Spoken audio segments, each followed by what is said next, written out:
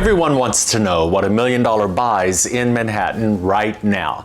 And most of the answers online are 2 or 3 years old, which in this market might as well be a different city.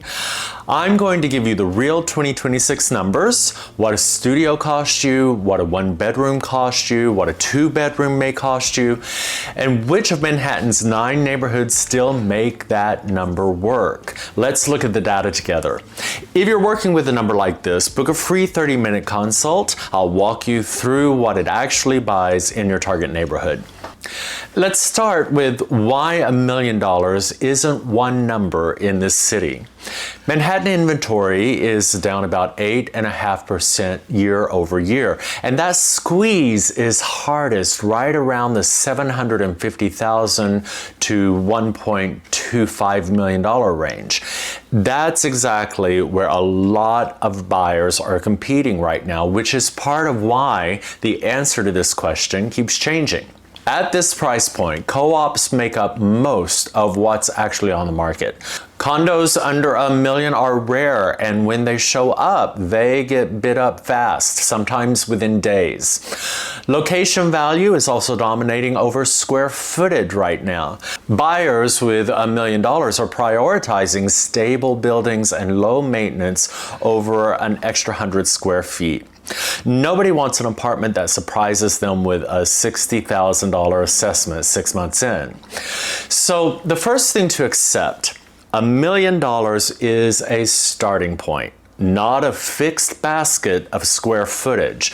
What it buys depends entirely on unit type and neighborhood. So let's go through both. Starting with studios. On the Upper East Side or in Chelsea, $1 million sits below the neighborhood median.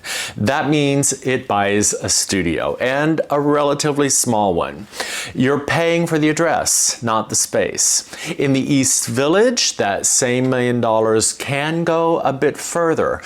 Prices there range from around $700,000 for a co-op up to $2 million and up for a new condo. $1 million sits comfortably in the middle of that range, not the bottom. You can get a studio with real square footage there, sometimes even a junior 1-bedroom with a separate sleeping alcove. Now, 1-bedrooms, this is where it gets very interesting. The financial district is the one neighborhood in Manhattan where $1 million is close to the actual median price, which runs around 1.1 to 1.3 million. That means your million buys a real 1-bedroom, usually in a newer building with amenities, a doorman, a gym, sometimes a pool. It's also worth knowing, if this is an investment and not just a home, the financial district's gross rental yield runs around 5% compared to roughly 2 to 3% for a typical Manhattan condo. That's a real number, not a sales pitch. It's worth having it in your back pocket if you're weighing this as a rental down the line. On the Upper West Side, the median sale price is around $1.2 million. $1 million gets you close, usually into a pre-war co-op, classic layouts, higher ceilings, but an older building instead of new construction. And typically a higher monthly maintenance charge will go with that. 2 different 1-bedrooms, 2 completely different trade-offs, same number. Now, 2 bedrooms. This is where $1 million starts really working against you. A real 2-bedroom at this price point in Manhattan is almost always a co-op, and it usually comes with some compromises. It may be on a lower floor, there may be no view, a building where the elevator's been getting fixed for quite a while.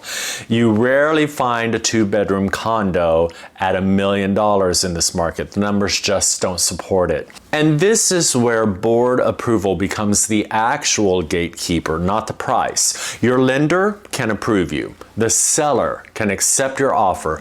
But if the co-op board doesn't like your package, none of that matters. Before I go to that, let me tell you what $1 million does not buy, because I think this saves people a lot of wasted time. Soho is running in the mid $3 million range for a condo. Tribeca is up around 3.6 to 4 million. If your number is $1 million, those two neighborhoods are not part of this conversation. Not a studio, not really anything. I'd rather tell you now than have you spend a month falling in love with listings you can't actually close on. So, which brings me to something about co-ops I don't think gets said enough. Co-ops dominate the inventory under $1 million for a reason. They're typically lower priced than condos, and the closing costs are lower too, usually around 2% versus 4 or 5% or more for a condo. But you're not just buying an apartment. You're applying to a small, self-governing community that gets to say no. I spent years building pitch packages for some of Manhattan's largest commercial real estate deals before I sold a single apartment. That's exactly the skill a strong co-op board package needs, knowing how to present someone's finances and a story. So a room full of strangers says yes instead of no. So here's where I'd actually point a client who walks in with exactly $1 million today. If space and value matter most, let's start in the East Village. Let's start on the upper East Side, or maybe the upper West Side, or into Harlem. If you want a real one bedroom and don't mind a newer building, I'd start in the financial district. If you want a classic pre-war co-op and you're prepared for the board process, let's go to the Upper West Side or maybe the West Village. That's the real answer. Not one number, one apartment, one neighborhood. It's a set of trade-offs. And the right one depends on what you actually want to live in and how much patience you have for the process that gets you there.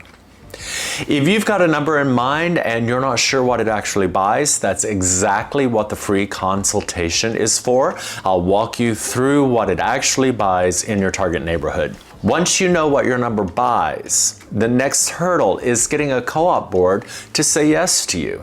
That's exactly what I break down in my next video, why New York City co-op boards actually reject buyers. So take a look at that one next.